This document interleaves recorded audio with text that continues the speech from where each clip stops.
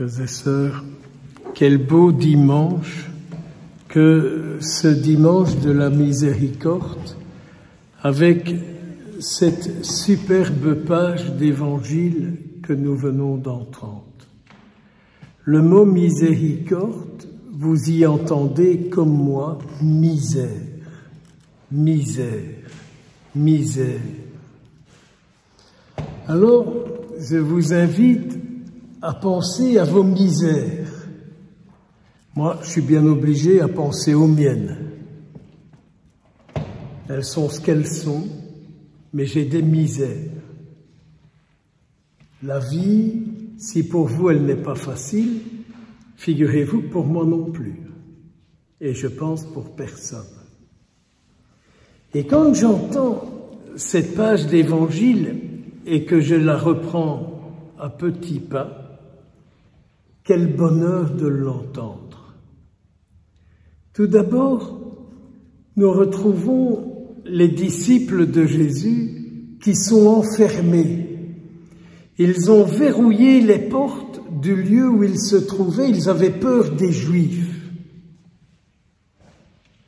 Ils avaient peur de se faire ramasser parce qu'ils étaient des disciples de Jésus. Il y avait ça. Mais je crois qu'il y avait encore beaucoup plus en eux. Ils étaient mal intérieurement par ce qu'ils avaient fait. Abandonner Jésus. Dire qu'ils ne le connaissaient pas, Pierre. Et l'autre, il se balançait au bout d'une corde. Vous imaginez leur état intérieur? Mais est-ce que vous pouvez vous imaginer leur état intérieur? Un autre niveau. Quand vous, n'est-ce pas, qui êtes si saint, quand vous faites quelque chose de mal, dans quel état est-ce que vous êtes? Avez-vous déjà remarqué nos réactions? Ah, mais c'est pas de ma faute. On cherche toutes sortes de mots pour sortir de son mal-être. On cherche toutes sortes de choses pour sortir de son mal-être. On va un peu plus loin ici, ou on va un peu plus loin de l'autre côté, voir un psy bidule machin, voir un autre qui fait ceci ou cela. Je pourrais citer beaucoup d'endroits où les gens vont, à Waterloo pour lire dans les astres. Il y a une madame qui fait ça très bien. 100 € la première fois, 80 les fois suivantes. Et ici, ils sont dans une situation où Jésus voit la profondeur de leur cœur.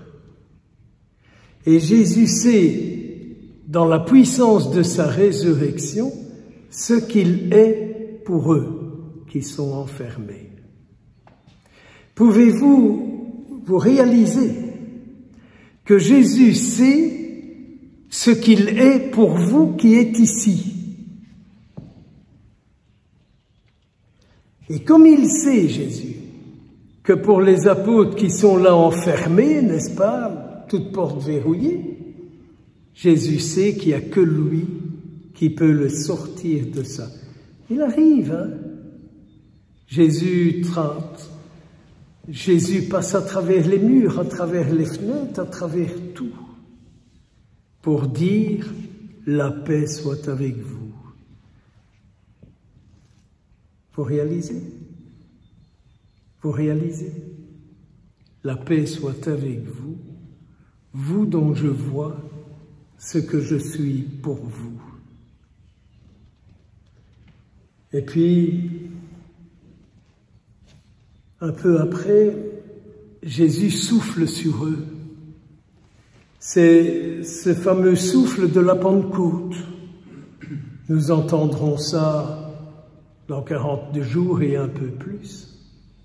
Un grand vent, un tremblement.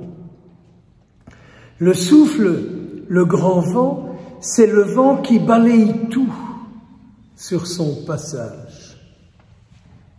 Quand il y a du grand vent, on ferme les fenêtres, on ferme les volets, on ramasse les bidules qui traînent dans les jardins et partout, parce que ça pourrait s'envoler et ça pourrait faire du dégât, n'est-ce pas? Le souffle de l'Esprit Saint ne fait pas de dégâts. Il balaye tout sur son passage. Il balaye tout ce qui n'a pas à être accroché à l'être humain. Allez où vous êtes sûr que Jésus pourra souffler sur vous et tout ce qui est accroché à vous, cause de misère, Jésus l'enlèvera. Et alors Jésus a cette parole merveilleuse, surprenante à la fois, où il dit « Ceux à qui vous remettrez les péchés seront remis, et ceux à qui vous refuserez de les remettre, ben, ils seront retenus. » Il n'y a pas photo. Tralali, tralala. Regardez un peu quel discours vous avez par rapport à quelqu'un qui a commis quelque chose de pas bien envers vous. Regardez un peu aujourd'hui quel discours on a vis-à-vis de quelqu'un qui nous a fait une crasse. Je n'oublierai jamais, je ne pardonnerai jamais, je ne peux pas oublier. Et donc, on s'enferme et on enferme un mal en nous. Refuser de pardonner, c'est enfermer un mal en nous, un mauvais esprit en nous. Faites ce que vous voulez. Bien souvent, je suis mal quand j'ai envie de me venger contre quelqu'un. Oui, ça m'arrive. Hein. Ça m'arrive d'avoir envie de me venger contre quelqu'un. Salopard. Regarde ce que t'as fait. Regarde ce que t'as colporté. Regarde ce que t'as osé dire. Et surtout dans notre monde de carriéristes, où on me casse tout le monde pour arriver où on veut, n'est-ce pas? Alors quand on est victime de trucs comme ça, on a un esprit qui s'active en nous et qu'on alimente par nos pensées et parfois par des rencontres avec d'autres à qui on raconte, bien sûr. Ah, tu sais, hein, ce que celui-là m'a fait, ce que celle-là m'a fait, ratatatatata. Et l'autre, il répond ratatatatata. Et du coup, l'esprit mauvais en nous, il reçoit beaucoup de nourriture. Et il continue une œuvre terrible en nous. Tant que vous ne serez pas défait de ça, vous garderez du mauvais en vous. Vous n'êtes pas obligé d'y adhérer, hein, je m'en fiche. Mais c'est Jésus qui l'a dit. C'est Jésus qui l'a dit. Alors, il faut choisir. Il faut choisir. Est-ce que je crois que ce que Jésus dit est juste? Sinon, alors, il ne faut pas dire qu'il est mon sauveur. Si je dis qu'il est mon sauveur, tout ce qu'il me dit, c'est pour me sauver. Tout ce qu'il me dit, c'est pour me sauver. Moi, et je pense vous autres aussi. Je crois, vous autres aussi. Et puis, on arrive à notre brave Thomas, où les gens aiment bien de dire, mais vous savez, monsieur le curé, vous savez, mon père, moi je suis comme saint Thomas, hein, je ne crois que ce que je vois. Vous savez comment on appelle ça? Quelqu'un qui a un esprit d'enfermement. Il ne veut pas autre chose en lui que ce qu'il a toujours cru, comme il a toujours cru, et comme il est certain qu'il a raison. C'est un esprit d'enfermement. Et Jésus sait les dégâts que l'esprit d'enfermement entraîne. Non, je ne veux pas le croire. Non, je ne sais pas croire ça. Non, je ne peux pas croire que Dieu m'aime. Alors ça, c'est un autre truc. Ah, mais mon père, je ne peux pas croire que Dieu m'aime. Je l'ai prié, il n'a pas fait ce que j'ai dit. Entre vous et moi, toutes mes prières ne sont pas exaucées. Hein? Toutes mes prières ne sont pas exaucées. Contrairement à ce que vous pourriez croire. Mais toutes mes prières qui correspondent au désir de Dieu, celles-là, elles sont toujours exaucées.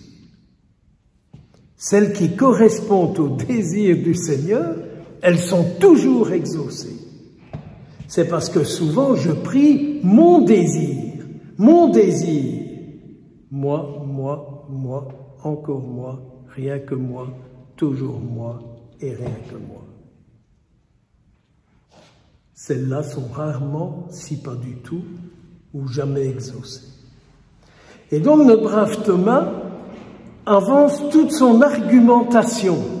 Si je ne mets pas mon doigt, si je ne mets pas mes mains, si je ne fais pas ci, si je ne fais pas ça, nanana, non, je ne croirai pas. 8 jours plus tard, il y a toute une symbolique dans ce 8 jours plus tard. Le symbolique, je nous le rappelle, est l'opposé au diabolique. Symbolum, diabolum, si vous avez fait un peu de flamand, plutôt du latin. Et donc Jésus cherche le moment où il sait qu'il pourra entrer pour changer, pour délivrer saint Thomas. Mais il était là, au milieu des croyants. Il était là au milieu des croyants qui leur parlaient de leur rencontre avec Jésus. C'est terrible, vous savez, quand vous partagez à quelqu'un vos rencontres avec le Seigneur et que l'autre en baffe parce qu'il ne parvient pas à le rencontrer. Ça fait souffrir, vous savez. Oh, mais moi, mon Père, quand je prie, je suis toujours exaucé. Oh, pas de problème. Flûte. Il y a des spécialistes pour ça. Spécialistes pour ça. Et donc Jésus trouve le moyen d'aller dans l'intérieur de Thomas et de lui déposer cette graine terrible de sa paix. Et Thomas est délivré, Thomas est libéré, Thomas est délié, et il dit « Mon Seigneur et mon Dieu ». Et Jésus quand même lui fait le reproche. « Mais enfin, pourquoi est-ce que tu es comme ça ?» C'est un peu comme s'il disait « Où as-tu été attraper ça ?» C'est vrai, hein? Nos péchés, nos esprits tordus, nos fausses idées sur les autres, sur nous-mêmes, sur tout et sur rien. Où avons-nous été attraper ça? Certainement pas dans le souffle de l'Esprit Saint. Certainement pas. Dimanche de la miséricorde. Le dimanche où notre Seigneur vient pour toutes les misères, là, y déposer son amour. Que dois-je faire pour que vous puissiez, chacun, chacune, faire l'expérience de la miséricorde du Seigneur? Qu'est-ce que je dois faire? Qu'est-ce que je dois vous dire? Comment dois-je m'habiller? Comment dois-je vous regarder pour que Jésus puisse vous rencontrer? Sinon, à quoi ça sert dans quelques minutes que je vous dise la paix soit avec vous? Si la paix du Christ ne descend pas en vous, c'est pas le bisou de l'échange du signe de paix dans les liturgies qui donne la paix du Christ ipso facto. Seigneur, bénis-les, mais bénis-les. Viens vivre en eux aujourd'hui et pour toujours. Toi qui es Père, Fils et Esprit Saint, pour les siècles des siècles.